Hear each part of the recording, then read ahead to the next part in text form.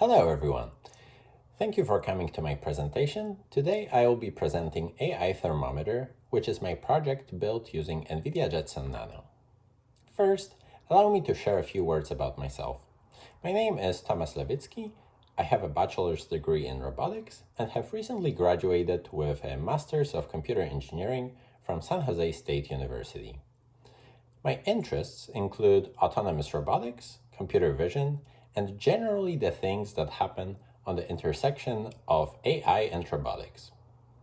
As you can imagine, in a lot of those applications, NVIDIA Jetson ecosystem is really relevant and applicable.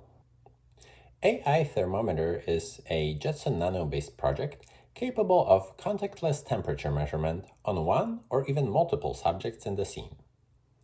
It uses a visible spectrum camera coupled with a deep neural net facial detector in order to identify the faces located in the scene. After these faces are detected, we perform a radiometric temperature measurement with an infrared camera. There are many advantages that come with this approach as compared to more conventional methods. Specifically, the device can function autonomously without need for any human operator. We are able to measure the temperature of multiple subjects at once. We can also check people's temperature on the go without interrupting the flow of people. And on top of all that, AI Thermometer can achieve or even surpass the accuracy of more conventional methods. As you probably have guessed, the project was in large part motivated by the COVID-19 pandemic. Especially before we had any testing in place in early months of the pandemic, measuring the temperature has been pretty much the only way to screen people against COVID-19 symptoms. I have also picked up this project because I find computer vision across different modalities really interesting. Just to give you a better idea about the form factor of the device, this is what a finished product looks like. It is housed in this 3D printed enclosure. It has two auxiliary Wi-Fi antennas. It has 8 RGB LEDs to indicate the temperature of the subject, just in case we don't want to plug in the full HDMI monitor and see the full UI. And of course, the two key components, which are the RGB camera and the infrared spectrum camera. The specific components used for this dual camera setup are FLIR Lepton 3.5 and Raspberry Pi camera module version 2.1. The reason why we use both of these cameras, both RGB and infrared cameras, is that they are good at different things. Specifically, IR cameras are really great for temperature measurement. However, their resolution is pretty low. This camera has 160 by 120 pixels. So this is basically 19.2 kilopixels. And the object detection data sets composed of infrared imagery are pretty sparse at this point. So it would be pretty difficult to train a robust deep learning or other machine learning based facial detector. And luckily, RGB cameras are really great at filling those exact gaps. So we have very high resolution input. The camera I use here, it has resolution of 8 megapixels.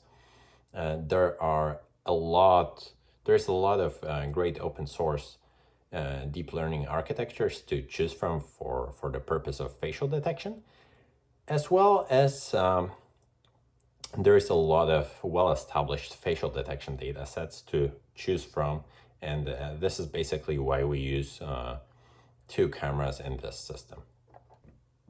This slide shows you what a typical image pair captured by the device looks like. And this is a scene of me standing in front of the device holding a cup of hot tea. And the infrared spectrum image on the left-hand side has pseudo color applied to it such that the hotter areas are rendered closer to red, and the more bluish parts of the image correspond to pixels with lower temperatures. And for example, The background and anything below 30 degrees Celsius is represented in grayscale. The black body reference, which is exactly at 40% at the bottom left corner, is red. And the cup I'm holding in my hands is red as well. And my body is in sort of different shades of green and blue. If we look closer, we can see we can see annotation with the average temperature of my face, the maximum temperature, and the 90th percentile reading. In this case, all of these values are pretty close to 36 degrees Celsius, which is something you would expect from a healthy person. For the purpose of facial detection, we use a deep learning architecture called retina phase. It was proposed by Deng et al. In their 2019 paper. Link to that paper you can find in the link in the slide. And this is a model that takes an RGB image as an input and outputs bounding box coordinates for each of the faces it found in the scene, a confidence score, so how confident the model is in that what it's actually seeing is actually a face, as well as 5 facial key points for each detection, corresponding to the location of eyes, nose, as well as corners of the lips. After we obtain the location of the face in the RGB image, we can find the corresponding bounding box location in the infrared image in order to extract the pixel values from it. And the FLIR, LEPT, and IR cameras allow you to pretty easily access the raw temperature values of every pixel. And I think that's pretty cool because it feels a little bit like having 19,000 thermometers just poking into the scene. And finally, after we have those temperature values over our face area, we can compute metrics such as maximal temperature, average temperature, as well as 90th percentile temperature, and then we display them over the user interface. Out of the box, infrared cameras are highly susceptible to drift and don't have the accuracy necessary to determine whether someone has fever. This is illustrated by the plot on the slide, which contains temperature measurements of the same points obtained from an electronic thermometer, which is represented by orange trace, as well as the Lepton IR camera, as represented by the blue trace. As you can see, the IR camera measurements in blue are significantly more noisy, about 1.5 degrees Celsius peak to peak, and have pretty high drift. To compensate for that, we place a black body temperature reference in the scene. This is a calibrated piece of equipment which is kept at a constant temperature and lets us estimate and compensate for the drift in the system. As a result, we can go from accuracy of plus minus 5 degrees Celsius, as declared by FLIR, to as low as 0.2. There are some improvements to the project that I am already planning to implement. The first one is improved IR RGB camera calibration that everyone could perform on their own unit at home. Second one is performing temperature measurement from the area near the corner of the eye.